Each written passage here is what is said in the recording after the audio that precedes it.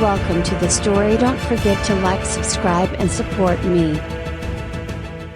The air was thick with a stench of sulfur, and the distant screams of the damned echoed through the cavernous halls of the prison. Flames licked the jagged stone walls, casting eerie shadows that danced in cruel mockery of the suffering souls trapped in this hellish pit. Carl had grown accustomed to the heat, to the pain. After what felt like an eternity, the sensation of burning flesh no longer brought him the agony it once did. But the memories, they still hurt. The faces of those he betrayed haunted him, hovering in the back of his mind, just as real as the demons that tormented him daily. He sat on the edge of his cell, eyes closed, trying to block out the noise. But there was no escape, not from this place. The demons made sure of that. The iron chains that bound his wrists and ankles were more than just physical restraints. They held his very soul captive, tethering him to the eternal torment that awaited every sinner in this cursed prison. Hell's gates had long since closed behind him,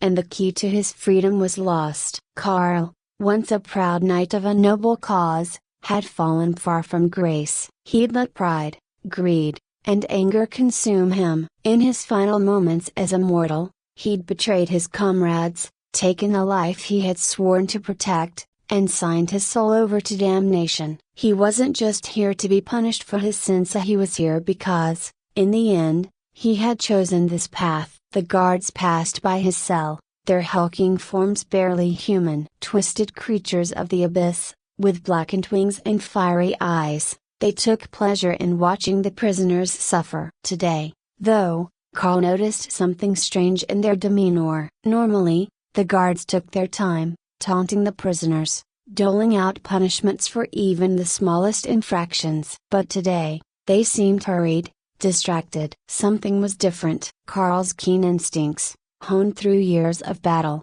sensed an opportunity. As the guards moved past, Carl leaned against the rough stone wall and let his gaze wander across the other cells. Prisoners, damned like him, moaned in agony or sat in stunned silence, their spirits broken. But there was a whisper of faint, almost imperceptible sound carried on the stale air. At first, Carl thought it was just another tortured soul crying out for release. But then, he heard it again, a name, spoken low and urgent. Lilith. The name was unfamiliar, but the tone caught his attention. He turned his head slightly, straining to hear more. The whispers grew louder, more persistent, until he could no longer ignore them. There was something in the way the name was spoken, something that hinted at rebellion, at hope, at concepts long lost in this forsaken place. Carl rose to his feet, his chains rattling with the movement. He had long since learned the ways of the prison, how to avoid unnecessary attention, how to endure the endless days without succumbing to madness. But this was different. This was a spark in the darkness, and even the smallest flicker of hope was worth investigating. Later that night, when the guards retreated to their posts and the prison was momentarily still, Carl crept toward the source of the whispers. The other prisoners paid him no mind. They were too consumed by their own misery. But Carl had something they no longer possessed: a determination. His knightly pride may have led him to ruin, but it had also forged a will that refused to be broken. In the farthest corner of the prison, where the shadows were darkest, Carl found her, Lilith. She was unlike any prisoner he had ever seen. Her eyes, sharp and calculating, gleamed in the dim light. She was no ordinary soul lost to hell. She had purpose. Her chains,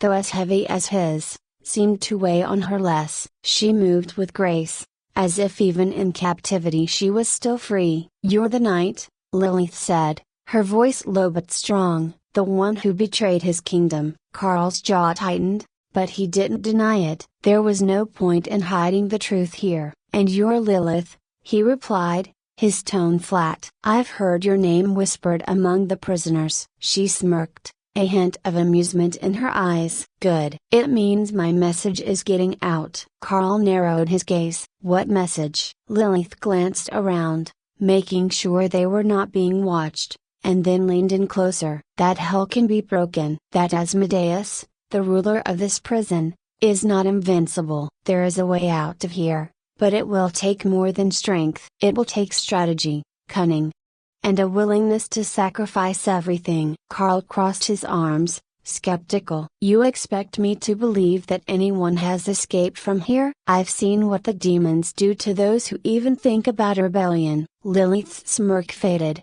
replaced by a steely resolve. I don't expect you to believe it. I expect you to help make it happen. Carl said nothing, but his mind was racing. Could it be true? Could there really be a way out? He had seen the prisoners here broken, defeated, resigned to their fate. But Lilith was different. She had a fire in her eyes that he hadn't seen in centuries. Why me? Carl finally asked. Why approach me? You must know what I've done. I'm no hero. I deserve to be here. Lilith's eyes never wavered. Because you still have fight left in you. You're not like the others. And you know this place better than most. You've been here long enough to learn its weaknesses. Carl clenched his fists. Part of him wanted to turn away, to accept his fate and let the endless torment wash over him. But another part, the part of him that still remembered what it was like to stand for something, was intrigued. Rebellion, escape, freedom. Words that had no meaning in this place,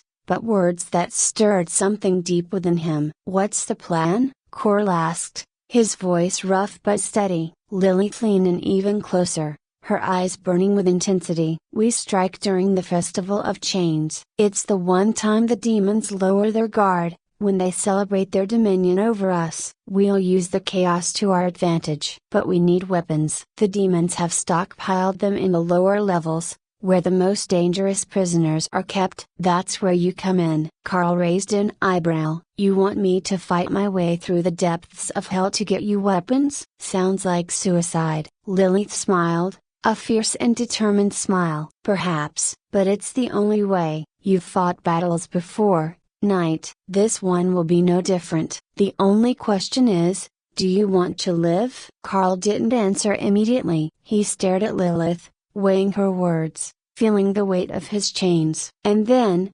slowly, he nodded. I'm in. The next few days passed in a blur. Lilith introduced Carl to the rest of the resistance, a ragtag group of prisoners who had somehow managed to hold on to their sanity in this forsaken place. Torak, the grizzled leader of the rebellion, was a hulking figure with scars etched deep into his flesh, all scars from battles fought not just in life, but in the prison itself. He greeted Carl with a nod of respect but wasted no time in assigning him his mission. The weapons are deep in the lower levels, Torak explained, his voice a gravelly rumble. You'll be going into the heart of the prison. Expect the worst of the worst. But without those weapons, we don't stand a chance. Carl accepted the task with grim determination. He had faced death before, but this was different. This was a chance, however slim, at redemption. As Carl prepared for his descent into the depths, he couldn't shake the feeling that he was being watched. The prison was alive with whispers and shadows,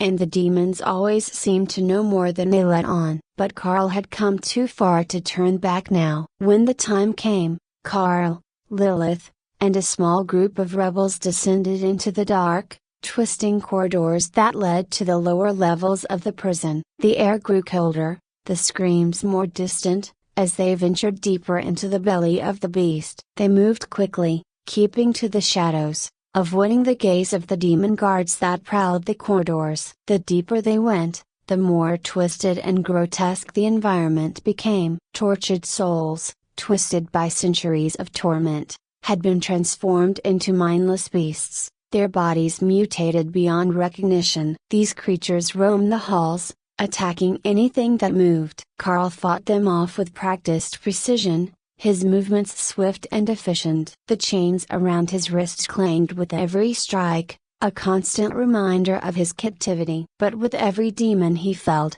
with every step deeper into the abyss, Carl felt a strange sense of purpose return to him. At last, they reached the armory, a vast chamber filled with weapons, swords, spears, and other instruments of war, all forged in the fires of hell. But as Carl reached for a blade, a voice stopped him in his tracks. You should not have come here, Carl. The voice was deep, familiar, and filled with menace. Carl turned, his blood running cold, As he came face to face with a figure from his past, his former commander, the man who had once led him into battle.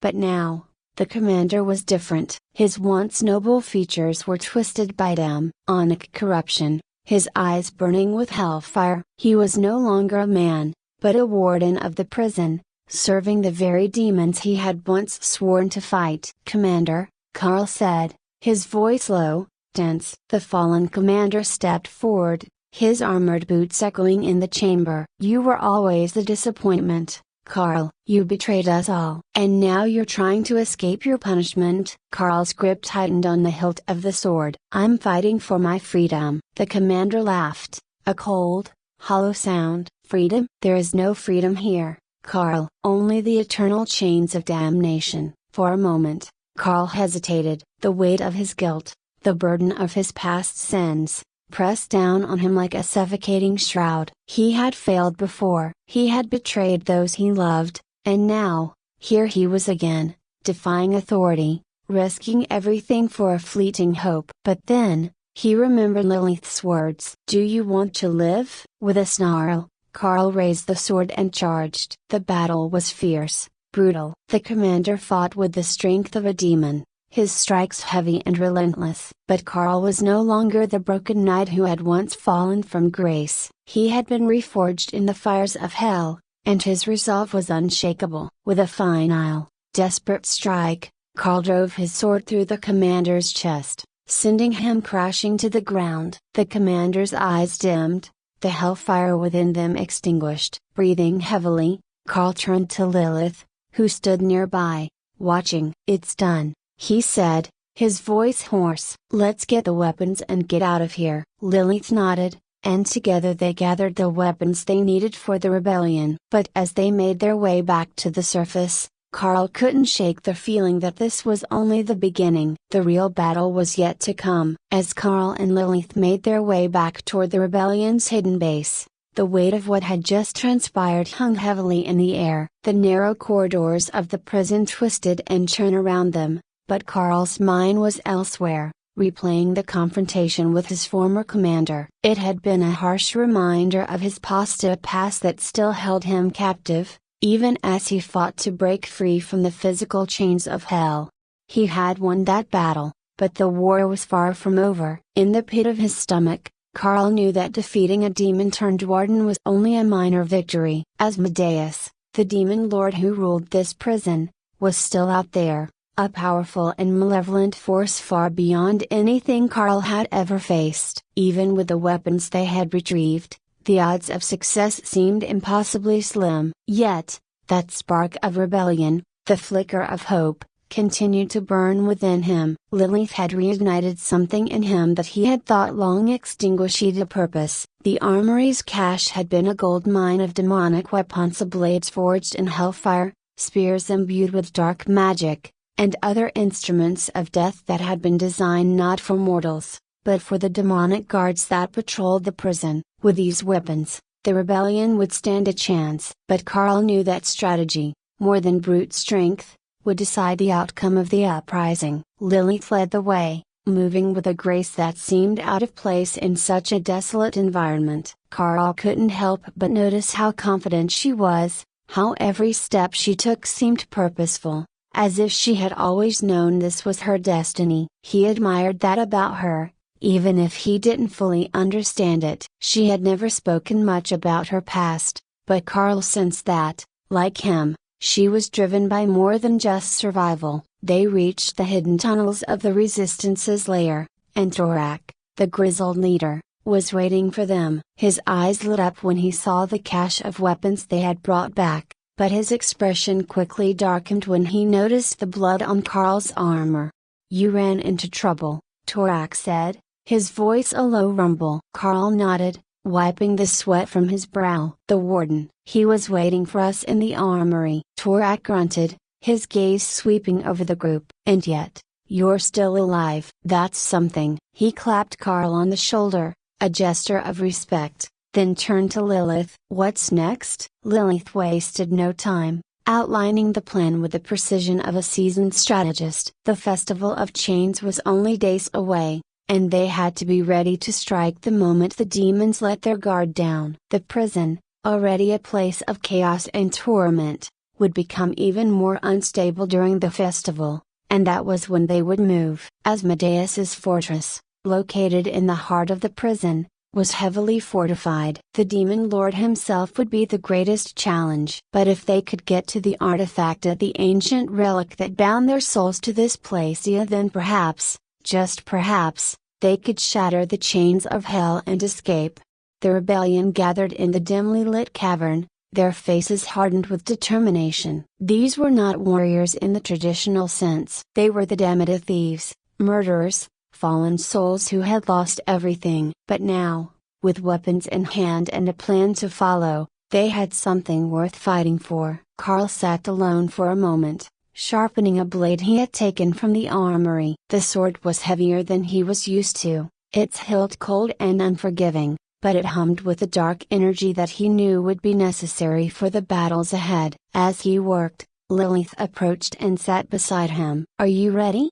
she asked, her voice softer than usual. Carl didn't look up from the blade. "I don't know. I've been ready to die for a long time, but this feels different." Lilith nodded, understanding. "We're all risking everything. But if we succeed, we'll be free, not just from this prison, but from the guilt that's held us captive for so long." Carl finally met her gaze. "Do you think that's possible, to find freedom from the past?" Lilith's eyes were hard, but there was a flicker of vulnerability behind them. "I don't know. But I think it's worth fighting for." Carl didn't reply. He wasn't sure if he could ever truly escape the weight of his sins, but he knew one thing for certain: he would fight until there was nothing left of him. He owed that much to the people he had betrayed, to the knight he once was. The night of the Festival of Chains arrived sooner than expected. The prison was a cacophony of noise, the sound of demon celebrations echoing through the labyrinthine halls. The guards were distracted,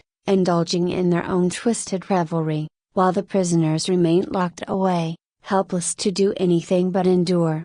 But not all prisoners were helpless. Carl, Lilith, and the rebellion made their move under the cover of darkness, slipping through the shadows toward Asmodeus's fortress. The plan was simple, but risky. Carl's group would lead the frontal assault, drawing the attention of the guards and allowing a second team, led by Torak, to slip inside the fortress and retrieve the artifact. If all went according to plan, they would have only moments to break the chains that bound their souls before Asmodeus realized what was happening. But plans in hell seldom go smoothly. As Carl and his group approached the gates of the fortress, the ground beneath them trembled, and the air grew thick with a palpable sense of dread. Demons, monstrous and grotesque, emerged from the shadows, their eyes burning with malevolent fire. They had been waiting for this. "Ambush!" Carl shouted, drawing his sword just as the first demon lunged at him. The battle erupted in a flurry of chaos. Steel clashed against demonic flesh, and the air was filled with the sound of screams and the sickening crack of bone. Carl fought with a fury he hadn't felt in years, his sword cleaving through the demons with brutal efficiency. But for every demon he cut down, two more seemed to take its place. Lilith fought at his side, her movements graceful and deadly, her blade allure as she cut down one demon after another. But despite their skill, the sheer number of demons was overwhelming. They were being pushed back, and Carl knew they couldn't hold the line for long. "Torak needs more time," Lilith shouted over the din of battle, her voice strained with effort. Carl gritted his teeth, slashing through another demon before turning to his remaining fighters. "Hold the line. No one falls back." They fought with everything they had, but the demons were relentless. Carl's muscles burned with exhaustion, and his vision blurred as blood and sweat dripped into his eyes. He could feel his strength waning, but he refused to give in. Not now. Not when they were so close. Suddenly, a deafening roar shook the ground, and the demons halted their assault. Carl froze, his heart pounding in his chest as a massive figure stepped out from the shadows. Asmodeus, the demon lord, towered over them, his skin a sickly gray and his eyes glowing with a fiery intensity. His presence was overwhelming, a force of pure malevolence that seemed to suck the very air from the room. Asmodeus smiled,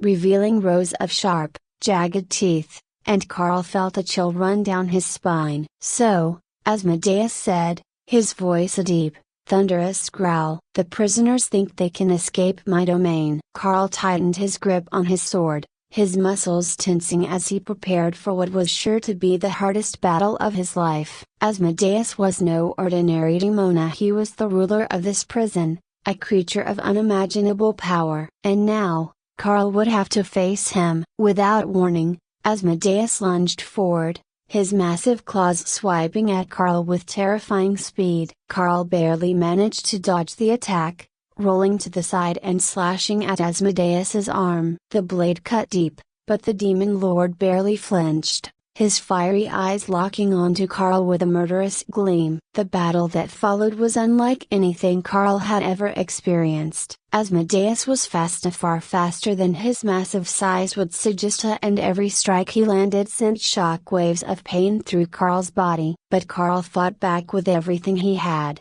his blade flashing as he ducked and dodged, striking at every opening he could find. But it wasn't enough. Asmodeus was too powerful, too relentless, and Karl was growing weaker with every passing moment. His vision blurred, his breaths coming in ragged gasps as the weight of exhaustion and injury bore down on him. Just when Karl thought he couldn't hold out any longer, a flash of light exploded from behind Asmodeus. Torak had succeeded. The artifact had been destroyed. The chains that bound Karl's soul snapped, the weight of them lifting in an instant. The feeling was indescribably like 1,000 years of torment had been lifted from his shoulders. For the first time in what felt like an eternity, Karl was free. Asmodeus roared in fury, his power fading as the souls of the damned were released from their eternal bondage. Karl saw his chance and, with the last of his strength, he lunged forward, driving his sword deep into Asmodeus's chest. The demon lord let out a final,